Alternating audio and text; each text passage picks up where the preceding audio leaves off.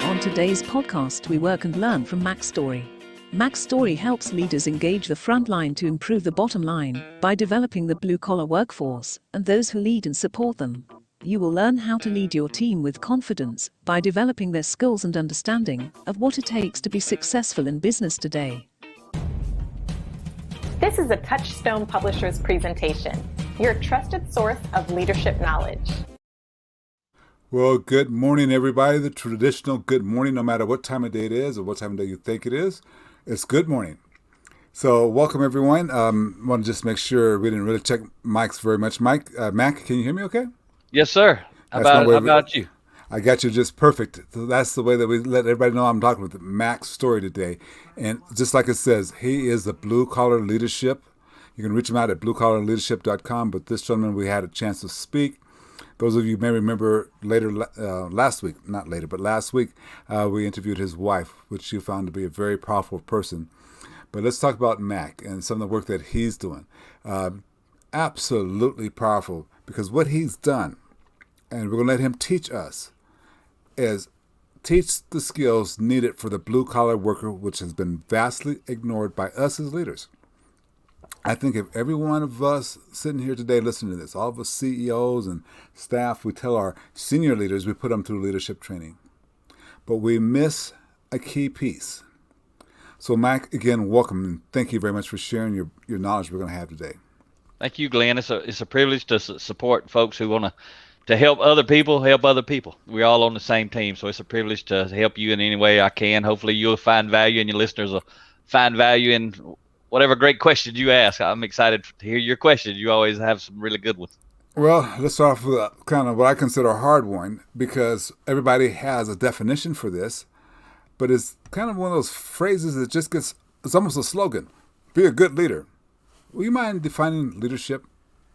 Okay, and I picked this up the way I'm going to define it. I actually picked it up from John Maxwell. Rhea and I, my wife, have done a lot of training and development with John Maxwell, but I elaborate on it maybe a little more than John does sometimes. But he basically says leadership is influence. And my first book that I wrote was titled Defining Influence. Increasing your influence increases your options. So when I talk about leadership as influence, especially when I'm talking to small enough crowds that I can interact with them, we do a lot of on-site training. So sometimes, there's 20 or 30 people in the room. Sometimes when we speak at a conference, they may be 1,500 or 2,000. We can't really interact with them that way. But when it's small enough room, I ask them, do you believe the person in the room at any given moment, at any given time, for any given reason, the person who has the most influence, is that person the leader? If they have the most influence, are they the leader? Because it's common sense. They have to be. If they have the most influence, they're the leader. It doesn't matter about position, title, rank, authority, that sort of stuff. So once I get them to buy into that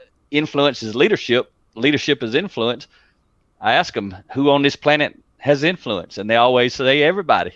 And I say, everybody's a leader then. I say, who is influenced by other people?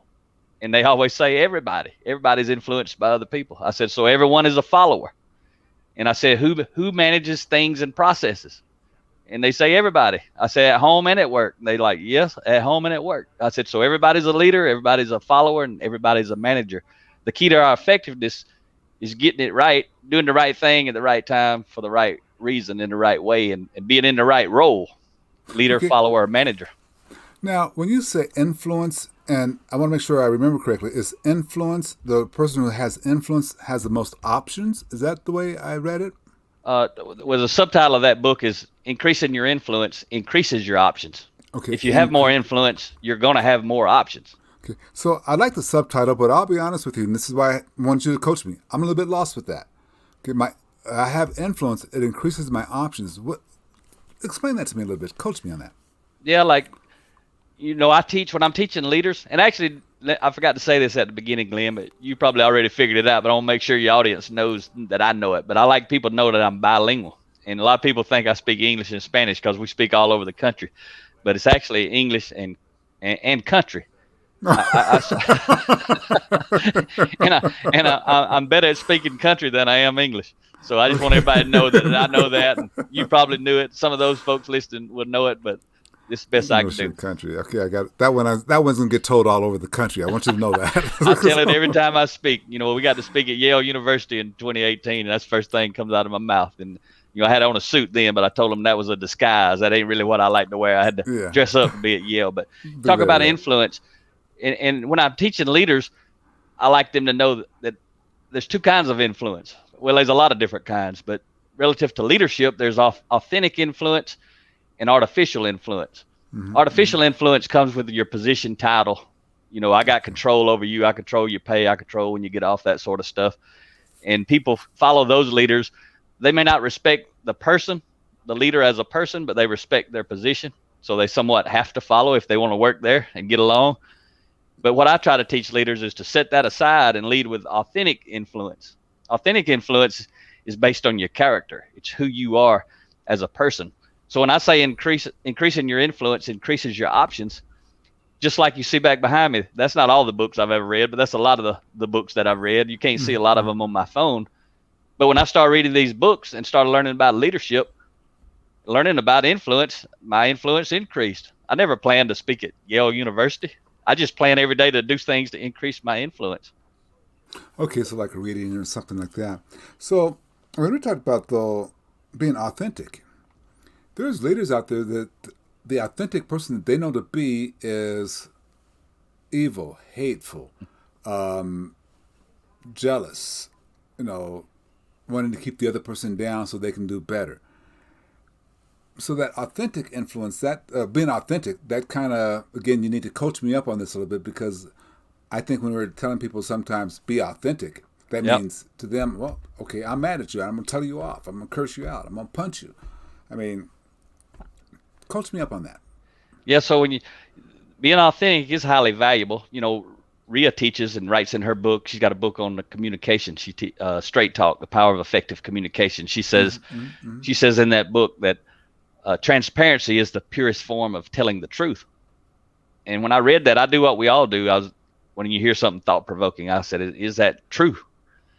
Is transparency the purest form of telling the truth?" And I decided that it is. And why is it? And the reason that I decided it was is because transparency is telling the truth when you don't have to, simply because you want to. And transparency is a key component of being authentic. But like you said, some people are authentically angry or authentically have poor character. So relative to everything we're teaching how to be if you want to have positive influence. Like I told you, there's artificial and there's authentic influence. There's also positive influence and negative influence, because mean people, they have a lot of influence with other mean people. Good people have a lot of influence with other good people. So it's really all comes down, ultimately everything is based on our values. Why can I teach one thing and somebody loves me and somebody else hates me? It's because people who love me share values with me. People who hate me don't share values. They may feel manipulated instead of motivated, and that's a huge component as well, because there's not just one character trait that creates influence. There's thousands and thousands of them, and to build trust, you got to get them all right in the moment. To create distrust, you don't have to get but one of them wrong. You get one character trait wrong, you're creating distrust with someone. Okay, and I don't follow that, because, well, when you're coaching people, that idea of, okay, get one wrong, you build distrust. How do you coach people? Now, you just started this question, but how do you coach people to understand that one mistake, one coaching wrong creates distrust? Okay, and so how to fix it, I guess. Yep, how to fix it is a lot longer answer. How to get them to buy into it and see it. It's real simple. It's simple for me. Some people struggle with it. What I did it just 2 days ago. We were speaking at a precast concrete company, and Rhea and I usually speak together. So she's standing there beside me. We both have microphones. We toss it back and forth. So it's easy for me to demonstrate. It'd be easy if she wasn't there. I had to just pretend someone was there. But when she's there, I'm teaching this, and I teach the point, and I know the people in the audience are questioning just like you are. They just don't shout it out. So what I do is I say, I gave them an example 2 days ago. I said, assume Maria and I are both forklift drivers. We're both come to wherever you're working. We come with a forklift. We pick up a pallet of goods or something that you've got ready to go. Rhea pulls up. She hops off. She comes over, pats you on the shoulder. tells you, ask you how your day's going, says she's about to go buy the supply cabinet. Do you need any gloves? You need any rags? Anything I can do to help you? You need anything like that? That's the way she runs her operation, which is her business, which is her. It's what I teach the blue collar frontline people. You're in business for yourself. You're trying to grow this business, meaning me. I'm trying to grow my influence and get positive word of mouth advertisement. And then I say, okay, I pull up. You're having some problems. You ask me if I get off and help you. And I say, no, I won't get off and help you. That ain't my job to help you. My job is to drive this forklift. And that's what I do, and I do it very well. There's people like that. Yeah. And so, and I say, okay, now you just heard this example. You just saw one simple example of two different types of people, the way they treat other people. And do I want to add value to you, or do I just want to ignore you? Basically, that's the two different types of people. I said, if you had to let one of us go because there's a downturn in the economy, which one are you going to let go if you're the boss? Pretty obvious. Right. What if one of us is going to get promoted? It's pretty obvious which one.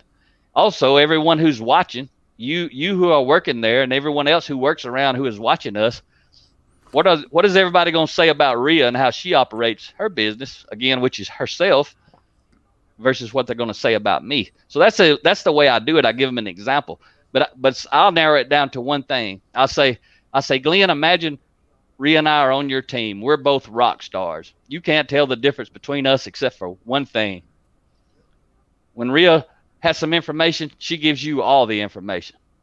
When I have some information, you ask me, I give you what you're asking for, but I withhold a little bit of information. I don't lie to you. I just don't give you information without you pulling it out of me.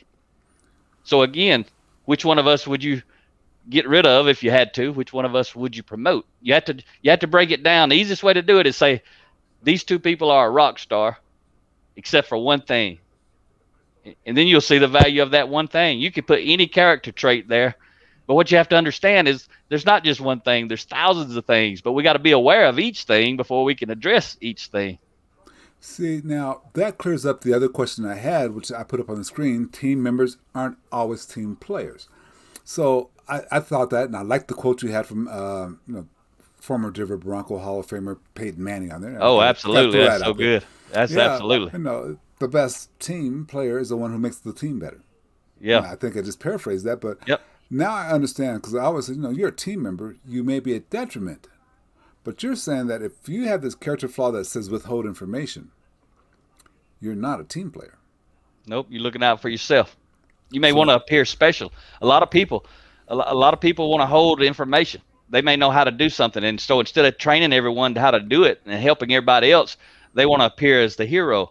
But see, they assume that makes them more valuable if I'm the hero. But see, all you got to do is ask them a question. You say, okay, Rhea's standing here, I'm standing here.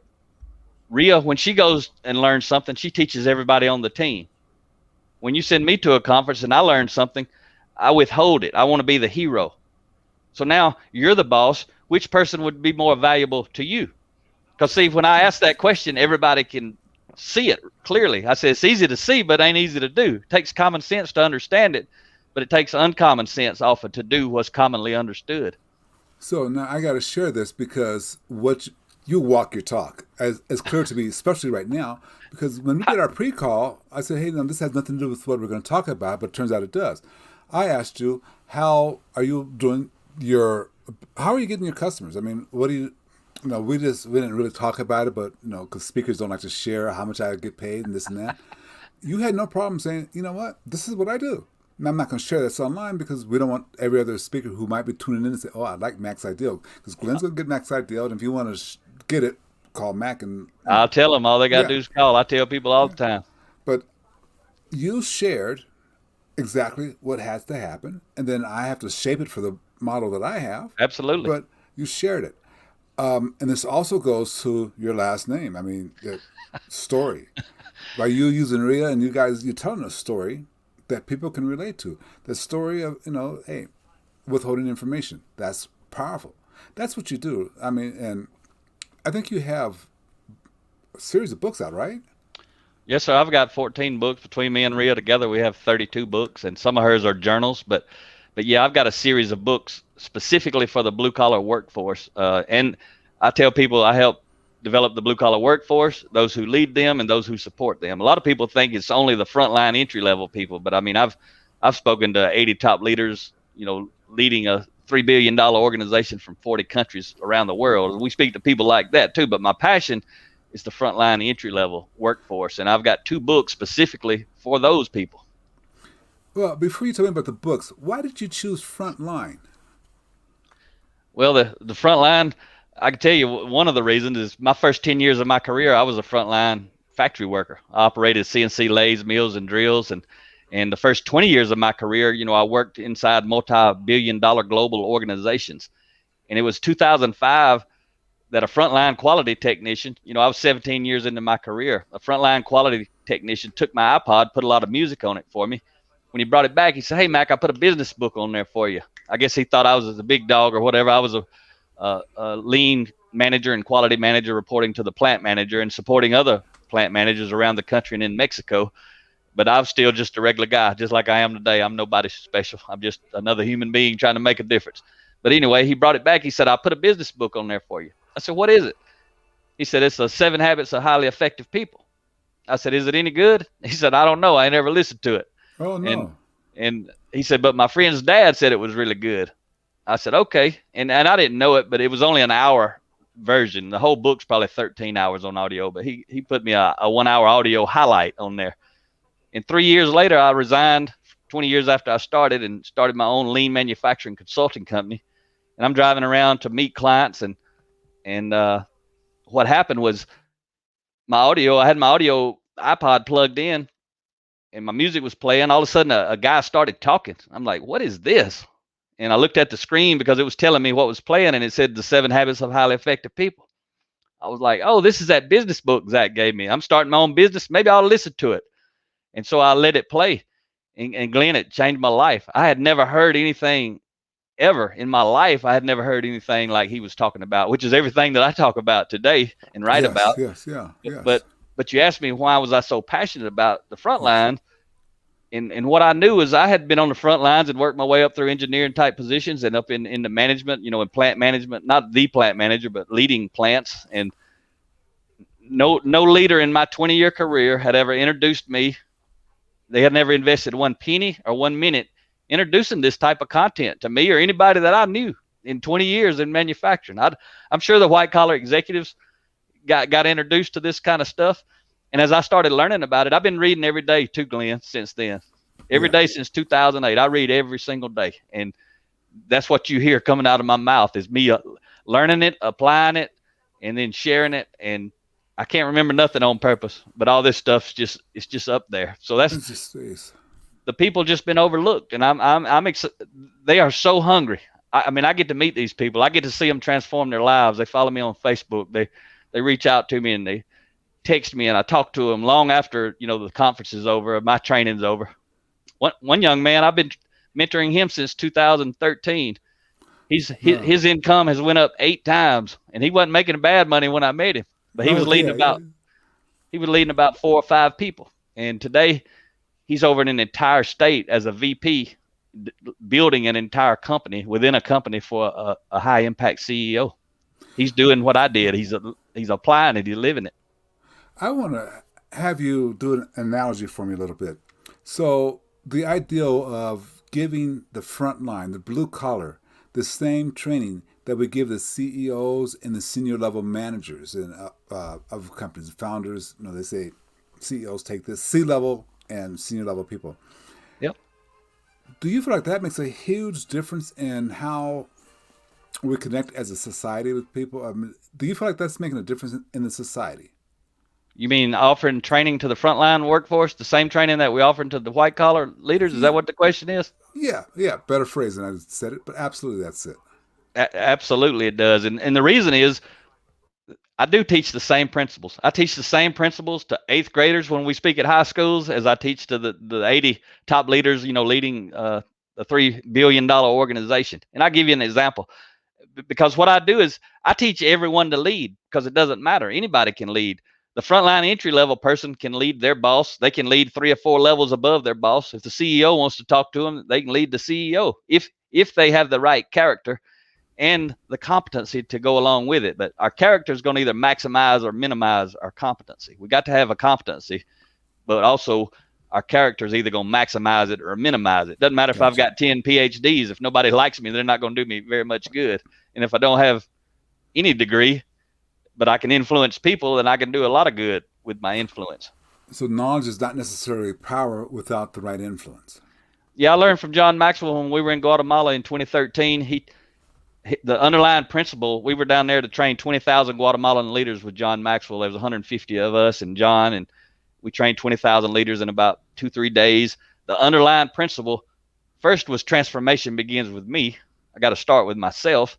But the underlying principle to help them understand why they needed to develop their character, and he based it on research studies he knew about from Harvard and Stanford, and basically says 87% of our influence, our success, comes from character, and only 13% from competency.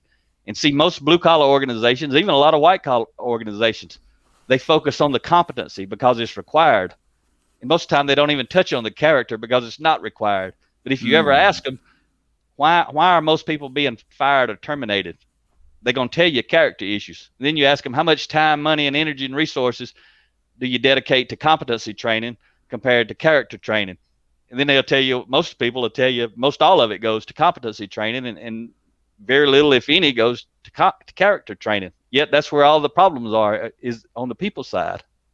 Well, okay, so now I will agree with you. Books like The 7 Habits of Highly Effective People help people with their character. But can we really improve people's characters, since that's started way back in 2-3 years old? Yep.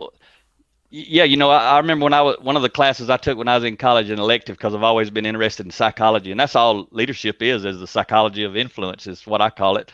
Yeah. But I remember, and I believed it back then, but now I don't believe it. But I remember taking a class where they said basically your character and who you are as a person by the age of 5 or 6, it was kind of already, established, and you're not really going to change that. But now I know it's a choice. I mean, I know I used to have terrible character. One of the things that I worked on the most since I hit play on that audio in 2008 is my temper. I used to be short-tempered. I would tell people short temper runs in my family. That's what my family would say. All of us would also provide the evidence to support the belief. All you had to do is hang around us and you would see it. But you can't change anybody's character. I mean, that's what I'm trying to do every day, but I'm not literally trying to change it. Like the folks I talked to last week, we were in Charleston, South Carolina, and one of the VPs come up. He said, Mack, I love what you do. You don't come in and tell anybody how to be. You tell them how they could be, and then you invite them to come on a journey with you if they want to. You don't come in and point the finger at people and tell them how they are. And I don't. What I tell them is, I'm going to tell you some stories, and I'm going to tell you some stuff, and there's going to be an invisible mirror come up in your face, in front of your face. Nobody can see anything in the mirror but you. I said, but I'll tell them, you got to agree with me before I start talking and that mirror comes up. You can't blame me for what you see in the mirror, because I don't have anything to do with what's in your mirror. I got everything to do with what's in my mirror. So I tell them a lot of stories how I changed my character, but you can't make somebody. As a leader, you got to model high character. If you want your team to have high character, you got to model it. And then you got to motivate and inspire your team to want to change their character. I got a book on culture, blue collar leadership and culture, the 5 components for building high performance teams. And sometimes leaders will call me and say, hey, I want you to help me transform my culture. And I ask them, what does that mean to them? Because I want to know I want to hear their version. And then I tell them, you need to know what it means to me.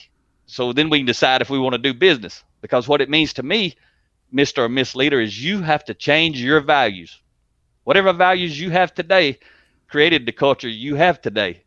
If you want to change that culture, you got to start working on you, because until you change your values, it's not going to happen. And I'll tell them, you calling me may be a sign of you changing your values. You may not have ever reached out to anyone. You may not have ever valued getting external help, but today you are. So if that's true, they're changing their values just by being on the phone with me. That's powerful. That's powerful, because if you're talking about changing values, and maybe that phone call is a start of them changing their values, but you're not letting them escape and say, okay, change the blue-collar workers that report to me, get the new culture with them, but I don't really have to worry about it. They just got to do it. Yeah, it's a holistic system. A lot of people, again, because one of my taglines is I help leaders engage the front line to improve the bottom line. And a lot of them who don't know better think that means I'm going to go work on the front line. I will help the front line, but I want to start with the leaders, because the reason the front lines are not engaged is because the leaders are not engaged. Yeah, And absolutely. I focus on the root cause. And I don't mean they're not engaged with the people, but they're usually engaged heavily in management of people, but they're not engaged at all in leadership of people. That's what I say when I say the leaders are disengaged. So the people being disengaged is nothing more than a symptom of the leaders not being engaged. And I know that. Most people don't know that, especially the ones who have the problem. Well, yeah, because they don't see themselves. They don't see themselves in it yet. I want to ask you, and this is not the hard question for you, but it is. Out of all the books you've written on blue-collar leadership, which is the one book you have the most passion for? If you were to say, hey, you're only going to get one book from me, what's that one book? So it's the one that I wrote for the frontline entry-level workforce. It's called Blue-Collar Leadership, Leading from the Front Lines. I wrote it for the brand new entry-level person. It don't have to be brand new. They could be 60 and still be an entry-level person. Right. But I've had CEOs of 5,000 person company I'm thinking of at the moment who read that book because he was interested in maybe getting it out to his workforce. But he called me the next day on LinkedIn. He had seen it. Somebody said something about it on LinkedIn. He ordered it, read it, reached out to me the next day, told me, he said, Mack, I got so much out of that book. He said, that book is phenomenal for me. And he's the CEO of 5,000 people. But I wrote it for the entry-level person who ain't never heard about leadership, who don't think they are a leader and maybe never want to be a leader. And he said, I took it home, gave it to my 16-year-old daughter, who's probably never going to be a blue-collar worker. But I told her, you got to read this book. And so that's if I could talk about any book all day, every day, it would be that book. And my audience would be frontline entry-level workers, just to introduce them to it, because they are hungry. The further you get up the org chart, the less hungry most people are, because they got a better life, a bigger wallet, a bigger bank account, a nicer house, nicer car, and they settle. Folks at the bottom, they're still hungry. Yeah, and further up the ladder, they might have already had the exposure to some of these things. Might have. Yep. One of the things that I found really interesting, I asked you that question because, and I don't want you to go through all 30, but because you said there's thousands of them, but you talk about 30 traits. Can you just give me one or two of those traits that help leaders be better? Yep, and you're talking about the 30 Traits is a different book of mine, Blue Collar Leadership and Teamwork, 30 Traits of High Impact Players. So that book is how to be while you're doing what you do. The book I mentioned before, Leading from the Front Lines, is how do I become a high impact individual? This book is about how do I become a high impact team player. Now, I'm not only good by myself, but now I'm good with other people. Those people are highly valuable.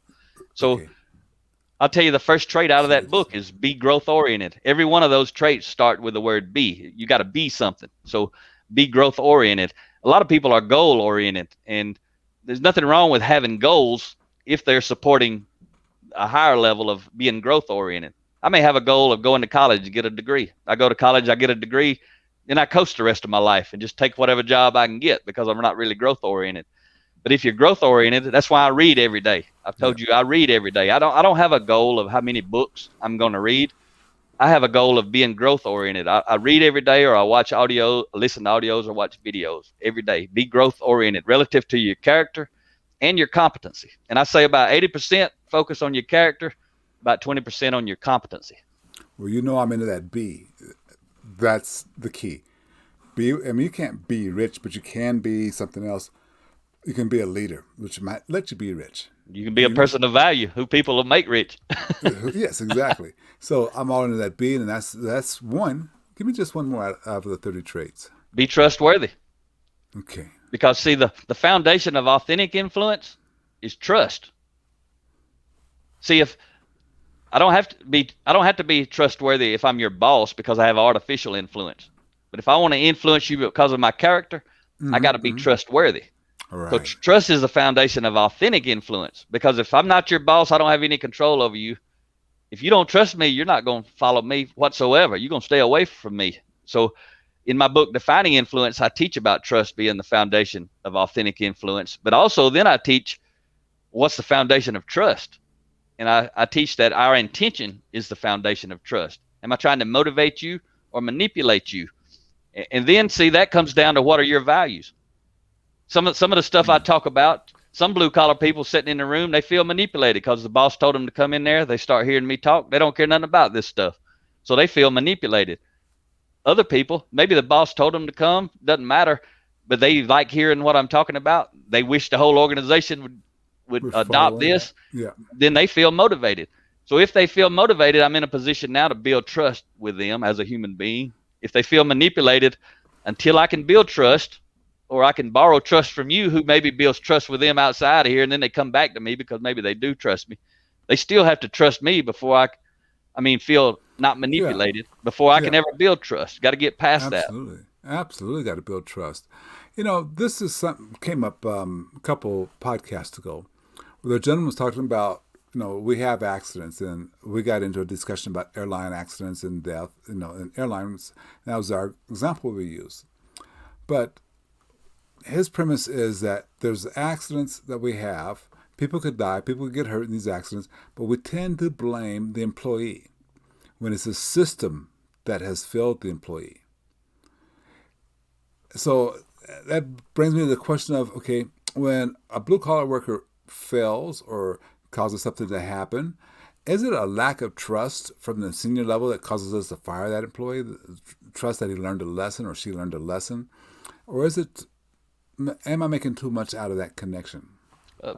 There's a lot in that question. I knew, Glenn, you asked good questions, and I could talk for hours on every question you ask, and I'm trying to keep them short. It may seem like I'm going long, but one thing you said was not at all. Keep on going. One thing you said was, the system failed them, but who created the system? We're higher level people. It's always about the people, and that's where a lot of leaders, they want to use frontline folks as a scapegoat. And I'm going to tell you a little quick story.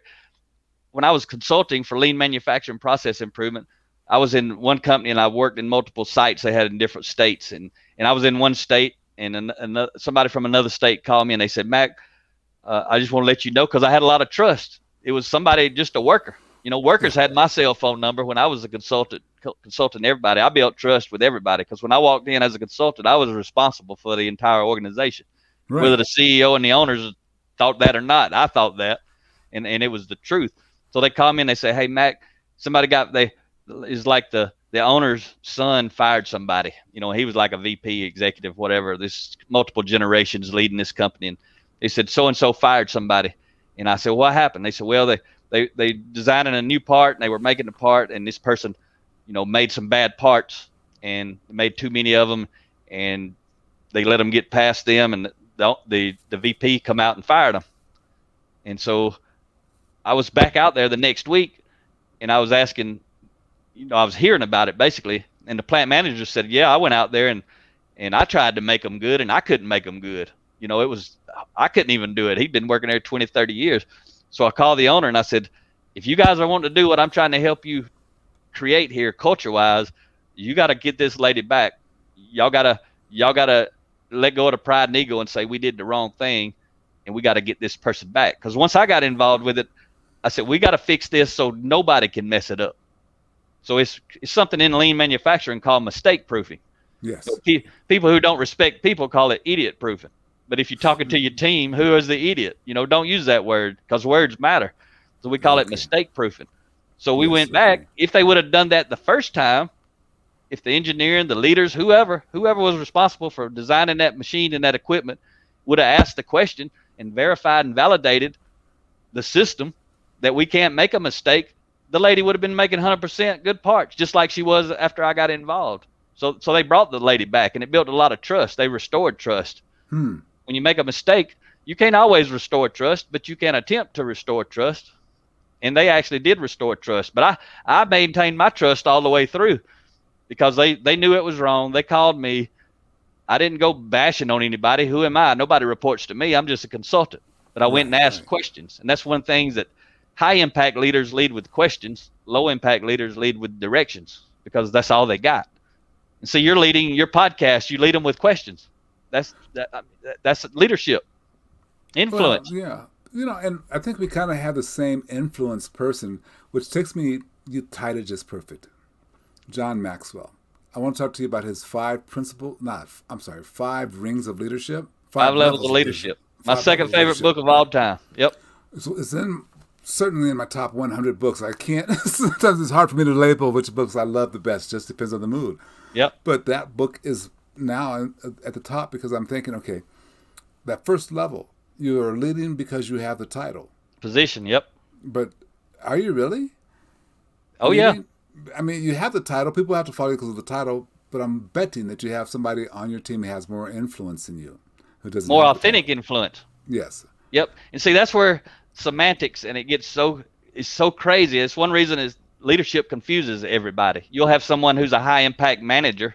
Maybe they're a CEO and they've multi-billion-dollar company and they've led it. Actually, they haven't led it well. They've managed it well. And then they write a book and call it leadership. And they're talking about how to manage well, but they call it leadership, but it ain't leadership.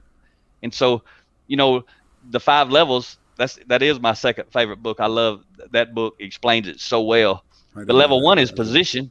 Yeah. You mentioned it. People follow because they have to. You know, the key word there is rights. I have the rights to lead. And people follow only because they have to. But see, Glenn, people with options don't have to. They can do something that most leaders don't ever think about. See, I talk about to those leaders, those companies. I said it a couple of days ago. I said, you know, when we have turnover, y'all know what's really happening? I said, people like that word turnover because it makes things look better than it is. I said, everybody in this room, if you're a boss, do you know that you can fire the people who report to you? You know, everybody always knows that. They can terminate. The boss can terminate. I said, did you know those people can terminate you? And then they kind of like, they don't know what I'm talking about. I said, if somebody quits, they just fired you. Yeah. We call it turnover. If a company's got a lot of turnover, they got a lot of bosses being fired, and they're fired for the same reason that the people are fired, because of their character. The number one reason people leave a company is because of their relationship with their boss, and their boss is responsible for that relationship.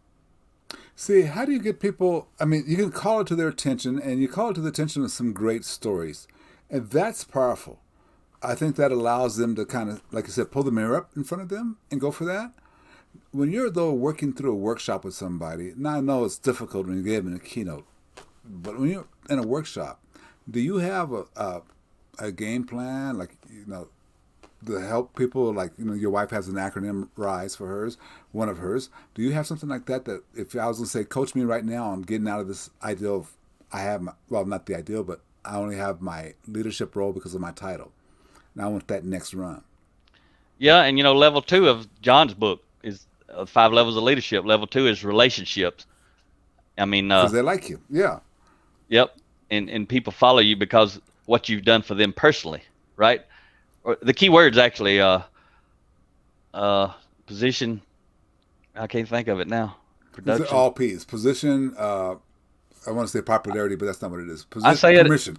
Permission. Yep. Permission, I say it every day, but I can't get it to come out now. Yeah. Yep. Permission. The key word is relationships. People follow you because you have to. And when I teach John's book, you know, I use those 5 levels. I'm certified. Rhea and I both certified to teach a lot of John's content, and we're not certified to teach that book as a whole, but there's 26 pages of that book in a book of his called Leadership 101 that we are certified to teach. But all I need is those 5 levels. I could talk about that for months. I don't need the rest of his book. I got my own stuff. But what I teach people is how do you get from level 1 to 2, which is what you're talking about. So I'll write out these 5 levels on a board, and then I'll draw some arrows, and I'll help them understand, because they understand it. It's self-explanatory. That's why I love the 5 levels. You can just write them out, talk them for about 5 minutes. Everybody understands it. They get it. They see it. They never thought about it before. That's why I love that book. And so what I'll tell them is, how do you get from position to permission? It's all about your character. How do you get from permission to production, where people follow you because of your results, what you've done for the organization, on top of what you've done for the people? That's about competency. So going from level 1 to 2 is about character. Going from 2 to 3 is about competency. And I say a lot of people are already getting results. There's already leaders they're formal leaders, but they're actually managers of people. They're getting tremendous results, but they're not level 3 because they're getting tremendous results. How you get those results determines if you're level 1 or level 3. Results doesn't make you level 3. Only results based on relationships with people make you a level 3. So if you're getting really good results, but you're level 1, you got to learn how to build relationships with people. And that's what all of our books are about. And I write my books, most of them are 30 chapters, 3 pages each, so that they can be used for book studies. And that's what our best clients do, is they actually grow together. So they actually grow together. They build relationships by growing together. Nobody's a teacher. There's no homework. Nobody has to read in advance. They read together. They highlight key points, and then they take a minute apiece to share their key takeaway and why. And the why is the most important, because why is actually a little micro story. So we tell them to have 4 to 10 people, and when they say why was this my key point, they share the point, and then they tell the story, which is a micro story. So you get 4 to 10 micro stories. And I learned about this when we were in Guatemala. That's what we did with John. That's what John wanted to do, to transform the entire nation. The only difference is down there we added on an assessment. So you had to do a personal assessment. And I do try to get my clients to do that later, but most of them are not going to do the book study. So if I can just get them to read together, underline key points, and talk about it, that's all they have to do. It seems so simple, but yes, it's all they have to do. Rhea has done it, when she was still working in the hospital. She did it with her team, and she tells a great story about that, where she adopted or inherited 2 team members that hated each other. All of a sudden now they were on her team. She was the boss, and they were in our office together. I'm just shortening it up, but they had a lot of conflict and couldn't work together. And after we come back from Guatemala, Rhea was still working there, and she had tried all kind of other stuff, but then she started doing the book studies. And we didn't have any books then, so she just took the 7 habits and kind of broke it down into small lessons. After 2 or 3 of these book studies, these ladies were crying in tears. And because, see, you created an environment for them to grow and to discuss things and to think about things and to talk about things. And Rhea participated too, so she was able to share her key takeaway and why. And they just started to see each other as people, which is the main problem, is most people don't see each other as people, not even at home. Well, see, and that's unique, that you tie the production to the very first rung. If you're going to go from 1 to 2, you can get to 3 production, but if you want higher production, you got to have relationships built. Got to have character. Got to have character. That's a very important point right there. You got to have the character to have better production. I mean, Saddam Hussein had great results for himself, and the only people who followed him because they wanted to were people who were like him. We talked about values, right?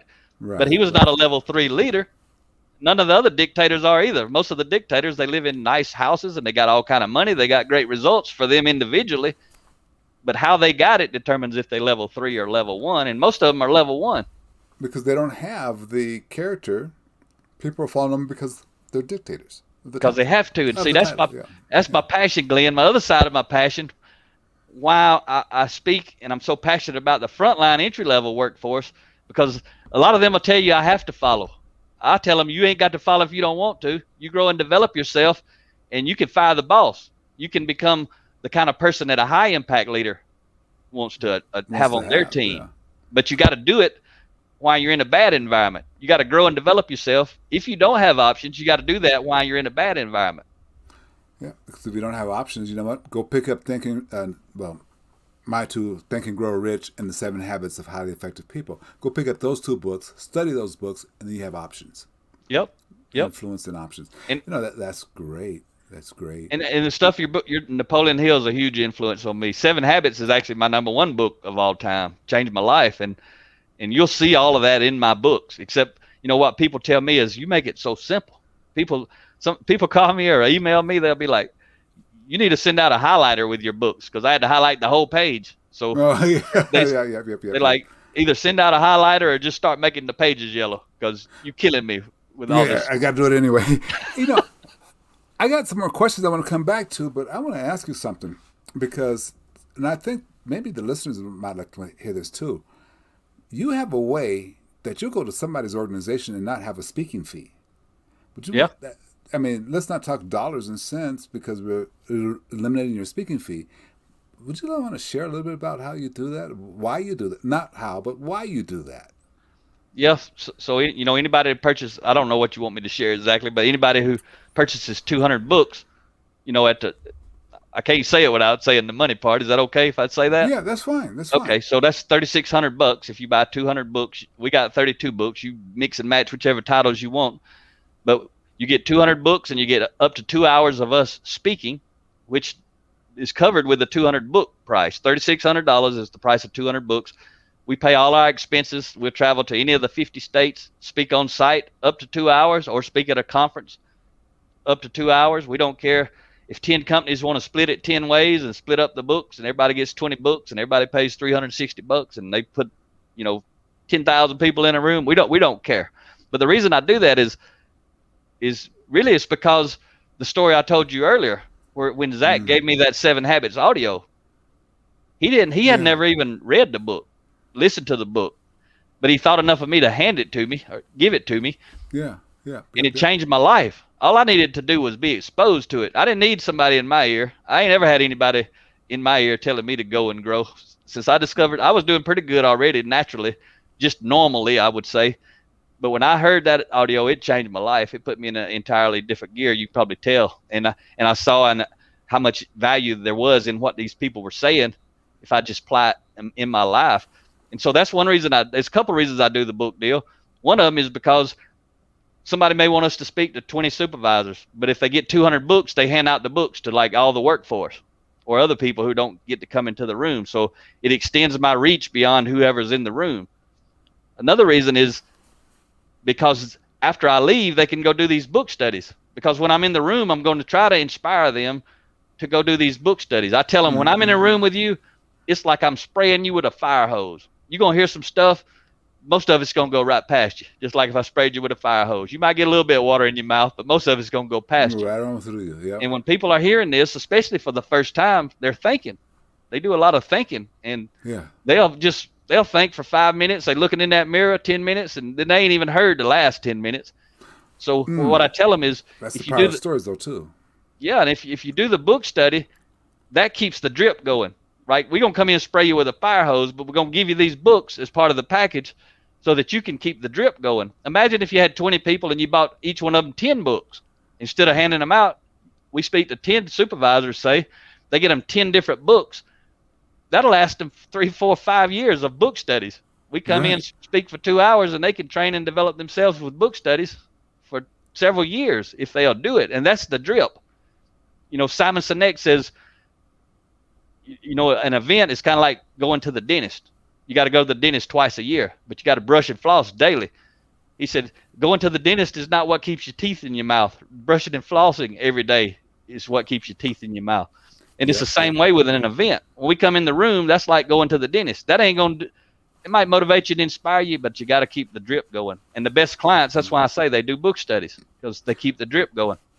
One thing you haven't mentioned yet, which struck me as the most powerful part of your books, as you say that you're willing to come in, no further charge. You come there on your own dime, sit at the hotel on your own dime. There's no more expenses. You buy the books. Yep. Because if you're willing to invest in your team by buying the books, I'm willing to invest in you. That's exactly what we say. It's the truth. If you'll invest in your team, we'll invest in your team. Okay. It's powerful. And your website's on there. So for those who are interested, I just had to bring that up. But let me get back to just a couple of things. Let me see if I can find it here real quick. You said sought after employees of choice. Employer. Yep. Employers. Excuse me. Employers. But I also talk about the employees too. I talk about it from the other frame of reference. But the quote you have there, that's what my blue collar leadership and culture, the 5 components for building high performance teams. That's what this book is about. It's about helping anybody in any industry become I say with a capital THE, sought after employer of choice. What that means is being sought after employer means, in my words, and what I teach in that book, is people who don't work in your organization have a very strong desire to work in your organization. And so that's what everybody who runs a company wish, because all I hear all across the country, we just can't find good people. High impact leaders, very well led companies, they are attracting and retaining great people. They don't have to look for good people, because there's a lot of great people waiting to get in at the door. And that's what that book is about, helping them become that way. So how do you become a sought after employer of choice? Being a sought after employer of choice, you have to become an employer of choice, which means the people who already work there have a very strong desire to work there. Most people miss that. How do you get everybody who doesn't work here, who's in your industry, to want to work in your industry, and to have a very strong desire to work in your industry? Is how you treat the people who already work there, because those people Key. are brand ambassadors. Everybody that works in your company is a brand ambassador. When they're sitting at the football game on Friday night, somebody says, "What's it like to work at XYZ?" As soon as they open their mouth, they're going to attract somebody to that company or repel somebody to that company. So key. That is so key. Get the folks inside to be your champions. They already are, or either they're not. They're one or the other. I tell people, Glenn, every company's culture is either a competitive advantage or a competitive disadvantage. It is that right now, everyone. And if you want to know which one is it, it depends on your competition. If their culture is better than yours, your culture is a competitive disadvantage for you relative to them. If there's another company you compete with, their culture is worse than yours is a competitive advantage relative to that company. Okay, so now I kind of track when you said two types of competition. That's what you're referring to. Yeah, two types of competition. When I'm in a room, I'll always ask people who your competition is. And they always tell me people who are doing what they do, providing the same goods or the same services. I said, absolutely, that's one type of competition. And unfortunately, that's the only type of competition most people are really focused on. I said, but there's another key type of competition. That second type of competition, they're not trying to steal your customers. They're trying to steal your people. And the way you prevent them from stealing your people is the way you grow and develop them. I got to get you to stop because that's a writable. You got tons of them, but that's one that just stands out. A writable moment. The second type of competition is they're trying to get your people, not just trying to beat you at the marketplace, but they're trying to get your people so they can beat you there even more so. That's powerful. I didn't mean to interrupt, but that just hit me. That's just powerful. They're trying to get your people. What type of culture do you have that prevents that? And if they're better than you, they are going to get them. You're going to be searching for good people. They're going to be attracting great people, even the great ones in your company. And this, what we teach, leadership development, personal growth. See, we say personal development is the foundation of leadership development. That's why we do so much personal development, because you've got to get your character right. But you got to do it. I can't do it.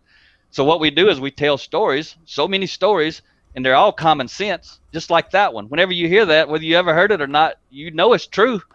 Yeah, absolutely know it's true. Absolutely. Everything that we teach is common sense, but it's not always common practice to apply it.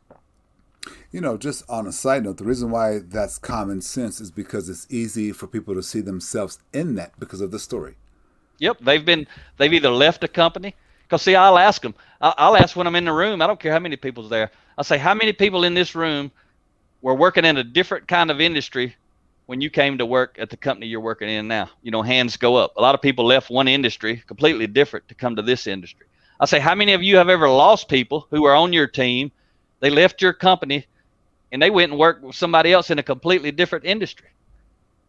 And everybody knows, there's hands going all up. Everybody can validate that that's true. And I said, the root cause of how do you keep people from taking your customers is you do the stuff that's going to also prevent them from taking your people.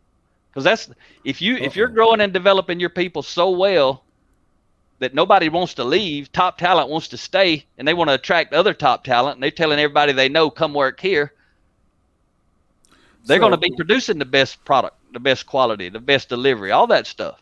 So there's 7 roles of leaders, and one of them is the main thing is to develop your people. That's the number one role, develop your people. And you're saying if you develop my people, they're not going to leave you for 50 cents or $1 more per hour. Hardly ever, Glenn. Yeah. Glenn, whenever I'm teaching this, I'll say, there's some of you in the room right now that y'all have people on your team that you wish they would leave. You ain't fired them yet, but you wish they would leave, and you can't even run them off. And you wish they were not there. You don't have a good relationship. I say, imagine if these people loved you and felt cared about by you. You can't run them off. Then you may help them leave to go better themselves, because high impact leaders are not trying to hold on to the people. They're trying to grow the people. And if that means you go somewhere else, then that means I write you the best. I tell people, I write you the best reference letter you've ever had, as long as you're a starter when you're on my team. As long as you want to be on the field and not sit on the bench. If you decide to go, I'm going to give you the best reference you ever had. I'm going to help you. Because, see, that's going to build trust with everybody who stayed behind, because they know Mack really wants to help. Because if I help you leave, you're going to tell everybody else on the team, Mack helped me leave. That's just going to make them know that I care about them authentically even more. That's kind of a argument, if you will, for why companies should be offering tuition reimbursement. 'Cause it doesn't matter. Absolutely. I know a lady who went through tuition reimbursement, got her law degree, and you would think she would have left that company right away, but she's still there 15 years later. Yep. Because And if they value developing people, they don't care if they leave or not. They want to become like a people factory. Chick-fil-A was a client of ours and for 3 years, and they don't say they're in the chicken business. They say they're in the people development yeah, business. yep, And they're pumping people through. They don't care if they leave or if they stay. They hope they stay, but they don't care if they leave. that is so true. That is so true. All about taking care of the people, and we can't forget about the blue collar people. Blue collar, Yep. the blue, and we do. I don't. I think you're the first trainer that I've been around that said I going to make a difference for the blue collar. One And reason, Glenn, because I ain't chasing the money. Most people go chase the white collar executives because that's where the money is, the corporate so they money. Most think, of the time, yeah, it's not even their money; it's corporate money. But it's easy to get yeah, it because it's corporate money, and there's usually a budget for the top executives to go spend that corporate money on some type of development. But there's yeah, nothing for the frontline people usually, and that's one reason I do another reason I do that package for the bird, $3,600 because yeah, a lot of companies they've never spent any kind of money on developing the people. So I want to give them a tangible product so they say, hey, I'm getting books. A lot of them never would pay for a speaker. They don't see any value in that, but they kind of see the value in getting the books, and then we're there to speak basically for free is what it appears to be. yeah. Well, very true, very true.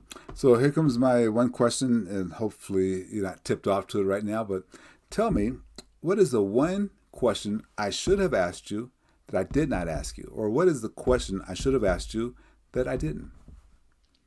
I think it would be, and I did watch Ria's podcast, but you already covered the one that I had that I would have said. So this is a Okay. surprise. But I would say, how has it impacted me personally? Because when we're speaking to people, that's what that's what we do more than anything is we actually make it about you as a person. We help people understand how it's going to change your life at home. Yes, it's going to make the place better where you work, but only if you get better. And if you get better, your life's going to be better everywhere you go, whether it's this job, the next job, whether it's at home, whether it's coaching a kid's sports team. But see, when Glenn, I share this personal story, and I share this a lot. I share tons of personal stories when we're on stage because it's probably like 60 or 70% personal, 30% about the job leadership type stuff because Yeah. you got to get people to buy in. I don't care why they buy in. All I care is do they buy in. And I know most of them going to buy in more for themselves than they are for the company, especially when they hadn't been led Exactly. well. And so I'll Exactly. say, Exactly. I tell them the story about hitting play on that audio. First time I ever heard it, that was in 2008. My son was 17 from a previous marriage, my only child. He hadn't spoken to me really. He hated me since he was 15. That's how bad I had got it wrong. Mm. And that was not my goal. But when he was 17, I hit play on that audio and I started reading every day and I started applying. I started changing. My mom said, this is how we borrow and leverage influence. And I didn't tell her to do this, but it happens. Mom started telling my son, Eric, your dad's changing. Your dad's changing. You need to give him another chance. He's changing. I don't know what's happening. But eventually, mom started reading the books because she was so interested in her son What's was going on? Yeah. transforming like Yeah. ridiculous. Because I used to be mean. I didn't want to help anybody. I wanted everybody to stay away from me. And I was in the Marines, in the infantry, so I had a lot to unlearn to become who I am today. So 2 years into my growth, now Eric's 19. He had hated me since he was 15. 2 years into my growth, he gave me an opportunity, and I did habit 5 of the 7 habits. I got it right after I've been talking it and teaching it for 2 years about seek first to understand and be understood. He called me. I was in Texas. I remember it like it was yesterday. I was in a hotel room, hadn't really spoke to me anything meaningful in 4 years, and he talked to me for 2 hours over the phone. It's because I got habit 5 right and listened to him. I didn't give him any advice, although I would have in the past because what he was talking to me about, I could have gave him a lot of advice, but he Yeah. never, until he asked, I didn't give him any. And he wanted to rebuild that relationship, once he saw that I was different. And then I took him, it was his birthday pretty soon after that. I took him to get some boots, and I took him about on an hour trip. So I kind of had him trapped in the car Yeah. so we could Yeah. talk more because I wanted to talk to him. I had missed him. And I put that audio in. I said, hey, you want to know what happened to me? Listen to this. So I was able to introduce him because he was interested. It's a lot. John Maxwell talks about the law of time and the law of intuition. And that's what Yeah. I was doing then. And he liked it. It resonated with him the same way it did with me. So then he wanted to work with me. So He started working with me in lean manufacturing consulting with zero experience, zero Wow. college. He watched me, Glenn, for 3 weeks. He sat in a room while I led Kaizen events with a PowerPoint. He saw me teach him leadership. He saw what we did. 3 completely different events. They were not even related. He just watched me 3 times, and then he was on his own. For 2 years, he was by himself. He'd be in one state, I'd be in another state. But I told him he had to read all these books I had been reading. Yeah. 7 Habits, Speed of Trust, 5 Levels. And he soaked those things up like a sponge. And he could lead Kaizen events better than people who've been in the company 40 years could do it, because they tried to do it with artificial influence. He tried to do it with authentic. Influence. And he made, and I say this not to impress anybody, but maybe to inspire them. But he's had 3 different careers now. He's 30 years old. So this is, 11 years ago. He's had 3 completely different careers, zero experience in any of them. He still don't have college. He's probably never going to have college. He don't need college. Yeah, Some people need it. Sometimes you need it to get it. The principle is you got to have an education. It don't matter where you get it. You got to be educated. And he's growth oriented. He's always educating. But he's made over 6 figures in every one of those careers the whole time. He started out with me making 6 figures. His second job, he was selling Roth IRAs. He had no idea what that was. First month, he made $10,000. Third job he had, in between the second and third job, he just hung out and partied in Auburn, Alabama at Auburn University for 2 years. He didn't even work. He had so much money and residuals coming in. He just partied. I didn't give him any advice. He didn't say, "What do you think about me partying for 2 years, Dad?" He never asked me, so I never told him I didn't like it. I just seek first to understand, then to exactly right. And so his girlfriend graduated college. He moved to California out in San Francisco Bay Area with her, and he hadn't worked in 2 years. He said, "I got to make a lot of money to live out there, Dad." I said, "Yeah." I said, "You'll be fine." 3 weeks, he got a job selling custom doors and windows. He makes probably around $300,000 a year. Sometimes he's at the top of the sales board. Usually he's in the top 5.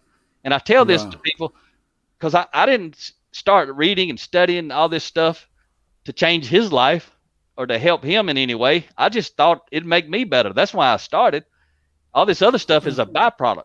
Yeah, it is. It is. And I find that interesting that he modeled you without you really telling them to.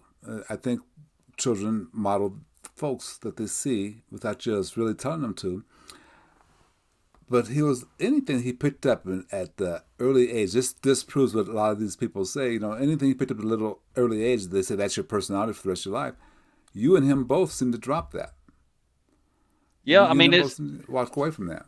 Yeah, a lot of people think that it determines you, but it doesn't determine you. But they think it does. Just like short temper runs in my family. After I listened to Dr. Covey, he said between stimulus and response, we had the freedom to choose our response. We can pause. Something happens. We can pause, choose our response. I learned that the very first day I ever listened to that in 2008. And I stopped it and I hit rewind and played it over and over and over. And I thought, this guy does not know me and my temper.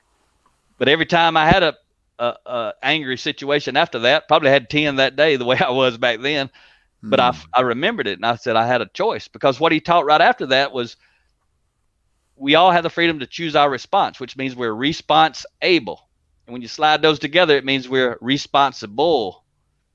And so as soon as that connected, I realized short temper doesn't run in my family, Glenn. Irresponsibility runs in my family. That is so powerful right there. Response and able. Connect them. And that's why it's up to us. There's a whole world out there trying to tell people the world's holding you back. There ain't nobody holding you back. Ain't nobody holding you back, Glenn, but you. Ain't nobody holding me back but me. I can blame everybody out there. I shared a quote today from a guy I met, Billy Ray Taylor. I met him. We were speaking at a Shingo conference in Orlando, Florida. Billy came up, talked to me at the back. At the time, he was vice president of North American operations for Goodyear. And he said, Mack, I got to tell you, he said, I've been to so many of these conferences. I speak. I don't pay attention, when I come in to speakers. The reason I had to come in is because somebody asked me to bring Rhea a card, their business card, because they told her they would be here and they're not able to be here. So that person just asked me to give her the card and say they apologize, something come up, they couldn't be here. He said, but Mack, when you started talking, I had to get my notebook out, start taking notes. He said, you were saying some good stuff. And during that conversation, he said something that stuck with me. That's what I haven't ever studied to learn all the stuff that I know. It's just stuck. And this quote I'm about to tell you is one of those things, I've read so much and heard so much, there's been a lot of things stick, but most of it goes right past me. But I Well, shared this quote on my LinkedIn page today from Billy. Billy says, in the absence of ownership comes blame. That was so powerful and profound. In the absence of ownership comes blame. You turn on your TV, they ain't nothing but everybody wanting to blame somebody. You don't see all the stuff that you and I talking about. That's what ought to be on TV every day. If it was, we'd live in a different world. But everybody wants to blame everybody, and because I want to blame everybody, I want everybody else to get with me and let's blame everybody. And then we all holding each other back. But I don't play it. That ain't the ballpark I play in. I don't watch news. I ain't even got cable. I try to keep up with current events, but it's so much negative. I don't even hardly want to do that. I just kind of read the headlines, but I don't care about all that stuff. One of my early mentors told me, he said, "You're going to stop watching news. Promise me that you stop watching for 6 months." It went to 6 years, but he said, "What I promise you is anything you need to know about, you're going to know about it. Yep. You just have to trust that." Oddly enough, I just finished my workout one morning, decided to go get a cup of coffee, walked in the coffee shop. On the TV was the second plane hitting Trade Center. Just as I walked in the door.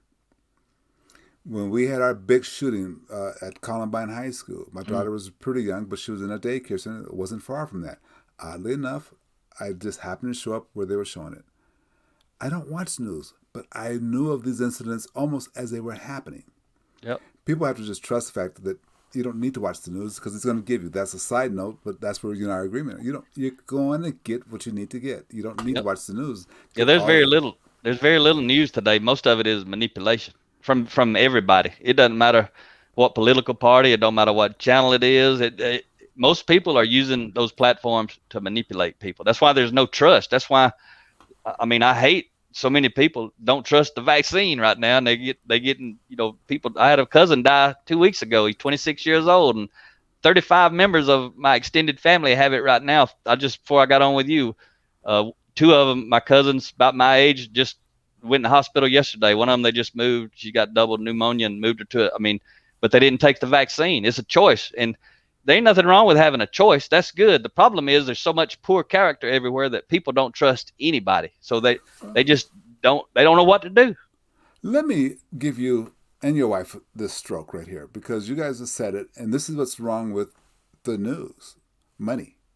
Absolutely. You guys said you're not, yes, we have to make enough money to earn. We have to make enough money to survive and have a legacy and all those type of things, but it's not the driving force. And when you have all these news outlets, it's all about the money. How much can they charge per commercial? But when somebody like you is out there working with somebody, it's not really about the money. It's, can I help? The money will follow. There's no denying that. The money follows. When you help people, the money follows. Yep. But that's not the first thing. I'm going to make money. In order to make money, I got to have people follow. It's the other way for you and your wife, and I appreciate that. That's why I want you both on the show. I think it's just powerful. And honestly, people need to just look you up. Here, let me get... Is it okay if they have your email address? Yes, sir. It's Mack, M-A-C-K, at mackstory.com. M-A-C-K-S-T-O. That's it right there. Okay. Yeah, I think it's important that if you have blue-collar force, and to be quite honest, not necessarily all blue-collar. Yeah, we speak at medical. Yeah. Auburn University has been a client, medical hospitals, banks. We speak to all kind of white-collar groups. I put on my Halloween costume, my suit and tie when I'm speaking to those folks. It's about connecting, though. If I wear a tie to the blue collar folks, I got to overcome that to build a relationship. If I wear blue jeans and hiking boots and a t-shirt to speak at Yale University, I got to overcome that. So we can make choices to make ourselves easier to connect with people. But absolutely. Glenn, I tell you, people can call me. This phone right here, 334-728-4143. Anybody can call me. Somebody said one time, "Why do you give out your number on podcasts like that?" Because I want people to call me. Yeah, it's on the top of my website. I want to talk to people. I don't want to talk about junk. I want to talk about leadership and personal growth. I do it 7 days a week, 24 hours a day. I don't care what time it is. If my phone rings and I ain't asleep and I ain't busy, I'm going to answer it. Well, and what I would like to share with our listeners, we went past time, and that's just the way it's going to be. I apologize for that. No. That's just the way it's going to be between you and me. Whenever we do this, it's going to be past time. But I want to let people know that I'm going to have you back. I'll Okay. be back. If you Yeah, want to talk because about this, I'll come back anytime. I love it. yeah, And I because you know love what, helping people like you. we can take any of your concepts and just dive deep into them and Yep. spend an hour just talking about, okay, well, how and why is everyone a leader, for example? Okay, and I mean, John Maxwell's book, Jack Canfield's book, all those books will go right in there, and we'll spend hours. I So got some good stories. I got some good stories of frontline entry-level supervisors leading multi-billion-dollar companies from see, from the frontline supervisor position. They're not the manager of the company. That's the CEO, but they're the most bought into this out of tens of thousands of employees, which means in my world they're the leaders. It's either going to be them that gets leadership in there, or nobody's going to do it. I got some great examples of people like that who put it on see, their shoulders to say, I'm going to lead this company right from where I'm at. we need that discussion, and I promise you, ladies and gentlemen, we're going to have that discussion. Mac, I appreciate you so much. I knew it when we had our pre talk. This was going to be a great, and I knew we were going to have more than just one. I am so grateful that you took the time to do this. Fantastic. Thank you so much. It's a privilege. Thank you for doing what you do, because you got a platform. We both sharing it. Make sure you let me know about this when it comes out. I'll share it out to my LinkedIn network. And for people to know, LinkedIn is my main platform. I'm all over the place, but that's the one. And I have a podcast. I have YouTube channels. I got all kind of free stuff out there. Yeah, we'll talk offline about you, LinkedIn. Just like it helps me to understand that type of work a little bit better. So, Yep. Thank you. Thank you for connecting with us here at Touchstone Publishers. Please join our group Essential Leadership Skills and share your leadership knowledge with us all.